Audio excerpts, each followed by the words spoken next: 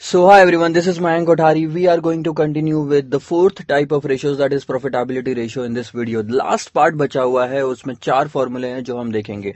किसके एंगल से देखने वाले हैं सर? मार्केट के एंगल से, वैल्यूएशन के एंगल से और इन्वेस्टर के एंगल से हम ये चारों फॉर्मूलेस देखेंगे. मतलब मार्केट, वैल्यूएशन या इन्वेस्टर, तीनों पर्पस के लिए ये चारों फॉर्मूलेस यूज किए जाते हैं. सबसे पहले हम देखेंगे price earning ratio, PE ratio. Price earning ratio क्या होता है? इसको हम बोलते हैं पीई रेशियो. नाम में ही लिखा हुआ है प्राइस टू अर्निंग रेशियो. उसको अगर मेरे को पढ़ना है प्रॉपरली तो मैं ऐसे पढ़ूंगा, प्राइस अर्निंग्स रेशियो भी बोल सकते हो या उसको मल्टीपल भी बोल सकते हो आप. ठीक है. And what is that? Price यानी किसकी प्राइस सर? शेयर की प्राइस. यानी कि मैं बोल सकता हूं मार्केट प्राइस का अर्निंग पर शेयर से रिलेशन क्या है. ऊपर में मार्केट प्राइस एक शेयर की है तो नीचे में भी अर्निंग्स एक शेयर की होना. प्राइस यानी कि मार्केट प्राइस, अर्निंग्स यानी कि ईपीएस. नाम में ही पूरा फॉर्मूला है तो आपको कभी याद करने की जरूरत नहीं पड़ेगी. Price divided by earning per share. So let's say हमारे कोई कंपनी है, मान लो कंपनी में हमारी इक्विटी शेयर की प्राइस है 100 रुपए, इक्विटी शेयर की मार्केट प्राइस है 100 रुपए और अर्निंग पर शेयर है 5, तो 20 पी रेशियो हो गया, यानी कि 20 टाइम्स. अब इसका मतलब क्या होता है ये जानना जरूरी है. प्राइस अर्निंग रेशियो आपको क्या बताता है? प्राइस अर्निंग रेशियो आपको ये बताता है कि अर्निंग्स का कितना गुना मार्केट में शेयर प्राइस चल रही है, या आप जो मार्केट प्राइस है 100 उस पे कितना परसेंट आप, जो मार्केट प्राइस चल रही है उसके कंपैरिजन में कितनावा हिस्सा आप बोल सकते हो आपकी अर्निंग्स होगी. जैसे 100 मार्केट प्राइस चल रही है और पी रेशियो अगर आपका 20 है तो मैं बोलूंगा कि मेरी अर्निंग पर शेयर 5 होगी. एक चीज ये हो गया इंटरप्रिटेशन. दूसरा इंटरप्रिटेशन क्या है? बहुत ही सिंपल. दूसरा इंटरप्रिटेशन ये बनता है कि कंपनी जो 5 रुपए कमा रही है उसके 20 गुना इक्विटी शेयर की प्राइस चल रही है मार्केट में. सो 5 इंटू 20 100. प्राइस अर्निंग मल्टीपल ज्यादा होना अच्छी बात है या बुरा होना अच्छी बात है, मतलब सॉरी कम होना अच्छी बात है, ये अब डिसाइड करते हैं. सर पी रेशियो ज्यादा होना चाहिए या कम होना चाहिए? मैं आपको बताता हूं, पी रेशियो कम होना बहुत अच्छी बात होती है. पी रेशियो आपका कम होना बहुत अच्छी बात होती है. फॉर एग्जाम्पल जैसे कि आपने ये ले लिया, एक सिचुएशन ये हो गई कि आपका पी रेशियो 100/5 हो गया तो आपका 20 टाइम्स हो गया. नाउ मैं आपको क्या बता रहा हूं यहाँ पे, एक और एग्जाम्पल ले लो. दूसरा example, let's say P ratio is market price is say 50 rupees only and P ratio same.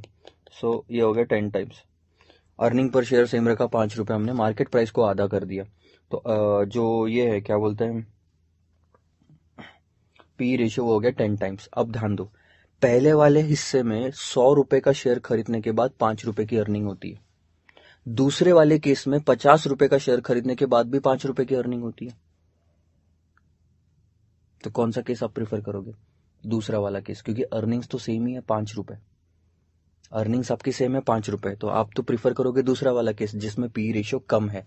इसीलिए मैं आपको बोल रहा हूं पी रेशियो कम होना अच्छी बात होती है. पी रेशियो जब कम होता है तब हम बोलते हैं कि प्रॉपरली वैल्यूड है इक्विटी शेयर जो 50 रुपए है. जब ज्यादा होता है ना पी रेशियो, तब हमें बोलते हैं कि अनाप शनाप महंगा बिक रहा है इक्विटी शेयर, 100 रुपए बहुत ज्यादा हो गया.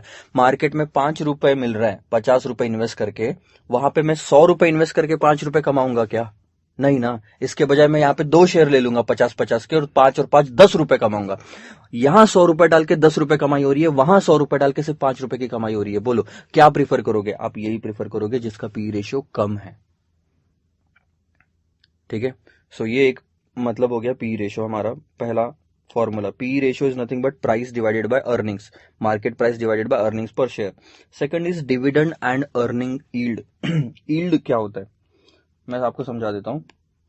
यील्ड का मतलब होता है रिटर्न, और रिटर्न हम हमेशा चाहते हैं हमारे इन्वेस्टमेंट पे. जो भी मैं मार्केट में इन्वेस्टमेंट कर रहा हूं वो, अब मैं किसी कंपनी के इक्विटी शेयर खरीद रहा हूं मान लो 100 रुपए में. ठीक है. 100 रुपए में अगर मैंने इक्विटी शेयर खरीदा तो मैंने जब इक्विटी शेयर खरीदा तो कंपनी के शेयर के मार्केट प्राइस पे खरीदा होगा। सो इन्वेस्टमेंट क्या होता है? Investment is nothing but market price of share. So एक तरह से यील्ड किस पे कैलकुलेट किया जाता है? रिटर्न किस पे कैलकुलेट किया जाता है? मार्केट प्राइस ऑफ शेयर पे। सो अगर मैं बोल रहा हूं डिविडेंड यील्ड, तो इसका फॉर्मूला क्या हो गया?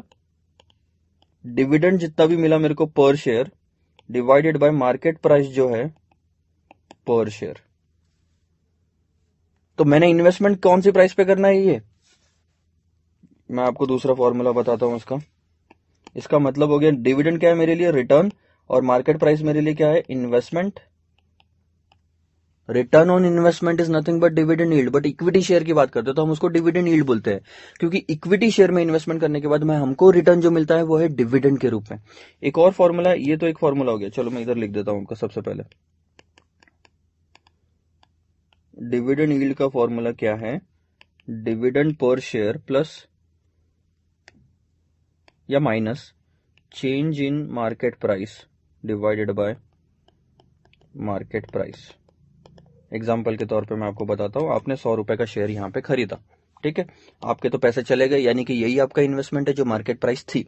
अब उसके बाद में क्या हुआ? साल के अंत में आपको 5 रुपए का डिविडेंड मिला, डिविडेंड पर शेयर, लेकिन यहाँ पे मार्केट प्राइस आपकी 120 रुपए हो गई, यानी कि चेंज इन मार्केट प्राइस कितना? 20 रुपए से मार्केट प्राइस बढ़ी है, इसलिए प्लस, गिरती तो माइनस करता मैं। तो अब हम अगर डिविडेंड यील्ड निकालेंगे तो हमारा 5 रुपए dividend per share plus 20 rupees change in market price divided bye 100 रुपए, तो मैंने कितना कमाया? 25% मेरा डिविडेंड यील्ड है। डिविडेंड यील्ड का मतलब और कुछ नहीं, रिटर्न है इन्वेस्टमेंट पे आपको जो मिल रहा है, रिटर्न। सो सिर्फ डिविडेंड यील्ड का मतलब डिविडेंड ही मत लेना। अच्छा, मैक्सिमम टाइम पे सिर्फ इतना भी आप यूज कर सकते हो कि डिविडेंड yield यानी कि dividend per share divided by market price per share. Yes, correct, you can use that. Another formula given in the syllabus is dividend per share plus minus change in market price, यानी कि market price में जो बदलाव आया है ऊपर नीचे वो divided by market price per share. सो दोनों में से कोई भी फॉर्मूला आप यूज कर सकते हो। तो डिविडेंड यील्ड का मतलब क्या हो गया? Return on your investment. अलग तरह का return on investment is earnings yield. अब अलग तरह से उसको हम इंटरप्रेट करते हैं, और इसमें क्या है? Earning per share divided by market price per share, that's it, same same तरीका। जितना आपने अर्निंग किया वो डिविडेंड बांटा वो नहीं। अब अगर आप प्रॉफिट एंड लॉस अकाउंट लो तो यहाँ पे सेल्स आता है, यहाँ कॉस्ट आती है, ईबीआईटी आता है, इंटरेस्ट आएगा, ईबीटी आएगा, टैक्स आएगा, ईएटी आएगा, ठीक है। अब मैं यहाँ से चालू कर रहा हूँ, ईएटी को divide by number of share से करोगे तो अर्निंग पर शेयर आएगा, उसमें से आप डिविडेंड पर शेयर बांटोगे तो रिटेंशन पर शेयर बचेगा। अर्निंग्स के दो हिस्से होते हैं, मैंने डिस्कस किया था पुराने वाले वीडियो में, डिविडेंड और रिटेंशन। डिविडेंड यील्ड अगर निकालना है तो dividend per share divided by market price करोगे, और अर्निंग्स यील्ड निकालना है तो earnings per share divided by market price करोगे। ये बात समझ में आ रही है आपको? बहुत ही आसान सा काम है, इसका प्रॉपर यूज हम देखेंगे क्वेश्चंस के साथ में, ठीक है। सो दो चीजें मैंने कवर कर ली आपकी, एक तो पीई रेशियो और एक तो अर्निंग्स एंड डिविडेंड यील्ड, ठीक है। तीसरी चीज क्या है? Market value to book value ratio, यानी एक शेयर की बुक्स में कितनी वैल्यू है उसके कंपैरिजन में मार्केट में कितनी वैल्यू है, ठीक है। अब ध्यान दो, अगर यहां तो खैर हमारे पास में डिटेल प्रॉपर है नहीं, लेट्स टेक एन एग्जांपल, मैं आपको एग्जांपल बताता हूं, ठीक है। हम क्या देख रहे हैं? Market value to book value ratio. अब market value to book value ratio यानी कि बहुत ही simple, market to book value ratio, इसको ऐसा लिखते हैं, यानी कि market price per share and book value per share, ये फॉर्मूला हो गया। तो लेट्स से कि बुक वैल्यू, अब बुक वैल्यू कैसे निकालते हैं ये मैं पहले आपको बता देता हूं। ये वाला एग्जांपल ले लो, ये वाला एग्जांपल ले लो। बुक वैल्यू किसकी निकालनी है सर? इक्विटी शेयर की निकालनी है, क्योंकि मार्केट प्राइस भी इक्विटी शेयर की है। बुक वैल्यू पर शेयर कैसे निकालते हैं? बुक वैल्यू पर शेयर यानी और कुछ नहीं, total share capital plus reserves and surplus ले लो, यानी शेयर होल्डर्स फंड जो होता है ना, रेशियो एनालिसिस के स्टार्टिंग में हमने देखा था शेयर होल्डर्स फंड यानी क्या होता है? Share capital plus reserves and surplus divided by number of share कर लो। अब हमारे पास में शेयर कैपिटल अगर आप देखोगे तो 48 लाख से क्वेश्चन में दिया हुआ, रिजर्व्स एंड सरप्लस नहीं दिया हुआ है। फॉर एग्जाम्पल मान के चलते हैं कि 12 लाख रुपए होगा रिजर्व्स एंड सरप्लस, तो इस तरह से टोटल वैल्यू मिल गई, बुक वैल्यू ऑफ इक्विटी। लेकिन ये सारी वैल्यू है, सारे शेयर होल्डर्स की वैल्यू है, डिवाइडेड बाय नंबर ऑफ, हम शेयर करेंगे, नंबर ऑफ शेयर होल्डर्स करेंगे, number of share, equity share कितने हैं। So let's take an example कि 100 रुपए का एक शेयर है, लेट्स टेक एन एग्जांपल कि 100 रुपए का एक शेयर है, तो टोटल नंबर ऑफ शेयर हो जाते हैं आपके 48,000। क्योंकि मैंने 48 लाख प्लस 12 लाख लिखा है, ऊपर में लैक्स में है, तो मैं नीचे में भी लैक्स में लिखूंगा, तो मेरे पास 48,000 शेयर्स है। 0.48 लाख मीन्स 48,000 शेयर्स। अब आप उसकी वैल्यू निकाल लो। देखो 48 लैक्स प्लस 12 लैक्स यानी कि 60 लाख डिवाइडेड बाय 48,000 अगर आप करोगे तो आपकी बुक वैल्यू आएगी 125 रुपए। हर एक शेयर की बुक वैल्यू कितनी? 125 रुपए है। हर एक शेयर की बुक वैल्यू कितनी? 125 रुपए। ये रहा। और मार्केट में तो प्राइस मार्केट में ही जाके पता चलती है। सो अभी हमने क्या लिया था पता है? मार्केट प्राइस कितनी ली थी हमने? लेट्स टेक दिस फिगर, 120 रुपए की मार्केट प्राइस है। 120 रुपए की मार्केट प्राइस है, यानी कि 120 डिवाइडेड बाय 125 अगर आप करोगे तो 0.96। ये आती है book value to market value to book value ratio. मतलब 1 रुपए की बुक वैल्यू की कीमत मार्केट में सिर्फ 96 पैसा है। बुरी बात है, मार्केट में वैल्यू ज्यादा होनी चाहिए। इनफैक्ट आपका रेशियो ऐसा रहना चाहिए कि 1120 मार्केट वैल्यू है और 125 बुक वैल्यू है, तो ऐसे केस में रेशियो क्या रहेगा पता है? 8.96। यानी कि क्या हुआ मतलब पता है? 8 ये टाइम्स यानी कि मैं बताता हूँ आपको क्या होगा। इसका मतलब है कि 1 रुपए की बुक वैल्यू जो है इक्विटी शेयर की, उसकी कीमत मार्केट में 8 रुपीज 96 पैसा है। 8 गुना 9 गुना ले लो प्राइस है मार्केट में उस 1 रुपए की जो बुक में बैलेंस शीट में दिख रही है आपके। This is good. Market value to book value ratio ज्यादा होना चाहिए। इसका मतलब आप मार्केट में बहुत अच्छा परफॉर्म कर रहे हैं।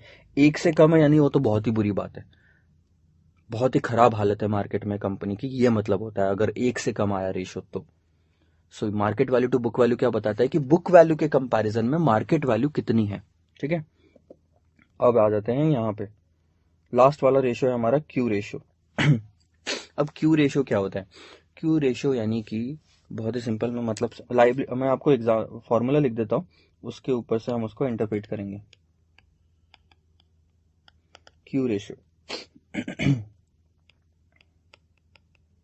Market value of equity and liabilities. जितनी भी आपकी लाइबिलिटीज होगी और इक्विटी होगी, डिबेंचर्स वगैरह होंगे, उनकी मार्केट की वैल्यू लो, बुक वैल्यू नहीं लेना, मार्केट की वैल्यू। ठीक है, so let's take an example, जैसे कि 48,000 शेयर थे और उसकी हर एक की मार्केट प्राइस कितनी थी हमारे पास में? 120 का एक शेयर था, टोटल 48,000। ठीक है, प्लस डिबेंचर और लाइबिलिटी की मार्केट वैल्यू एग्जांपल के तौर पे ले लेते हैं कि होगी मान लो 12 लाख रुपए। ठीक है, ये हो गया market value of equity and liability divided by replacement cost of assets.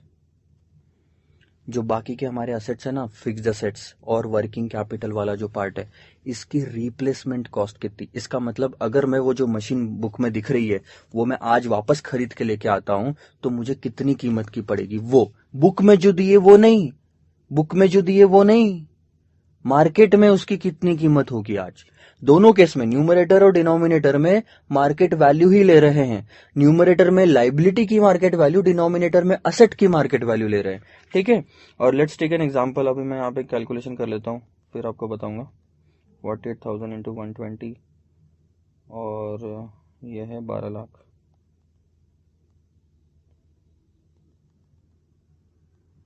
सो 6960 आ रहा है।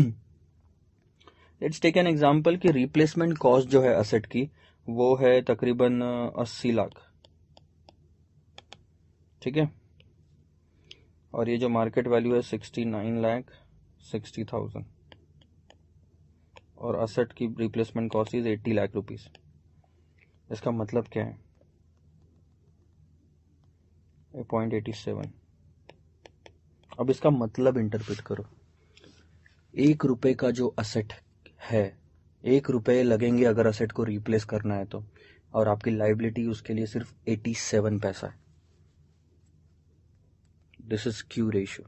Replacement cost of fixed assets या टोटल असेट्स का मतलब होता है कि सारे असेट्स में अगर वापस नए लेके आऊं तो उसके लिए मुझे 1 रुपया लगेगा, और मेरी बैलेंस शीट में लाइबिलिटी मेरे को सिर्फ 1 रुपए पे 87 पैसा है, and this is good thing. Why? Because 87 पैसे से ही आप 1 रुपए जितना काम करवा सकते हो, ये निकल रहा है मतलब, ठीक है। And this is the Q ratio. इतना ज़्यादा यूज़ नहीं है इसका सिलेबस में, बट फॉर्मूला है सिलेबस में दिया हुआ है, तो लिख के रखो, जब क्वेश्चन आएगा तब और हम उसके बारे में जानेंगे। बस एक चीज़ ध्यान में रखो, फॉर्मूला कैसे याद रखोगे? ऊपर में है लाइबिलिटी, नीचे में है असेट। इक्विटी डेट ऊपर में आ गया, नीचे में असेट्स आ गए। ये market value of the liability होना और ये मार्केट वैल्यू ऑफ असेट होना। मार्केट वैल्यू नहीं लिखना यहाँ पे, लिखने के लिए अपन लिखेंगे replacement cost, replacement cost of the asset, ठीक है। So these are the 4 formulas and this is how we complete all the types of ratios. Next वाले वीडियो में सारे के सारे फॉर्मूले हम रिवाइज करेंगे। एक बहुत ही शॉर्ट ड्यूरेशन में मैं हर एक चीज़ को समझा दूंगा, एक एक वर्ड में, एक एक सेंटेंस में, और फिर आगे बढ़ेंगे क्वेश्चन सॉल्व करने के लिए। सो अभी फिलहाल के लिए इतना सारा लिख लीजिए, उसके बाद में नेक्स्ट वीडियो पे मूव ऑन करते हैं। Bye bye.